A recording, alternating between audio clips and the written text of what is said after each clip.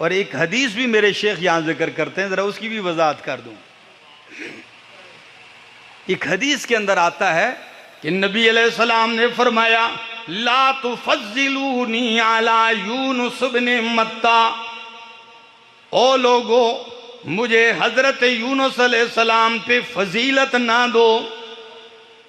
अब इस हदीस का मतलब क्या? हदीस सही हो, माना समझ में ना आए, ये तो हमारा ईमान और अकीदा है कि नबी अलैहिस्सलाम को तमाम अंबिया पर क्या है? फजीलत है।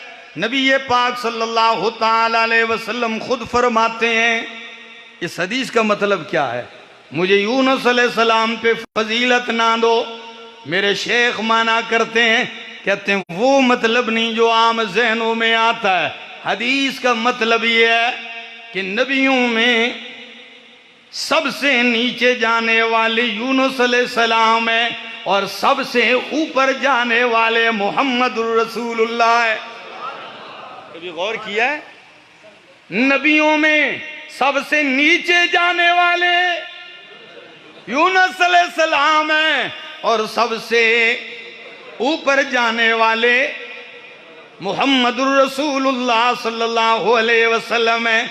तो कोई ये ना समझ ले कि नबी पाक बहुत ऊपर गए हैं तो वो अल्लाह के इल्म में ज्यादा थे, अल्लाह का इल्म उन पे ज्यादा था, और यूनुस अलैहिस्सलाम चूंकि बहुत नीचे गए, कहीं वो अल्लाह के इल्म से दूर हो गए थे। फरमाया नहीं, इस बात में मुझे फजीलत ना देना। अल्लाह का इल्म जितना मैं ऊपर गया हूं, जितना इल्म अल्लाह का मुझ पर था, उतना ही इल्म अल्लाह को मछली के पेट में समंदर की गहराई में यूनुस का था। यानी हम दोनों अल्लाह के इल्म में बराबर थे, जितना उनको जानते थे उतना। अल्लाह अकबर। तो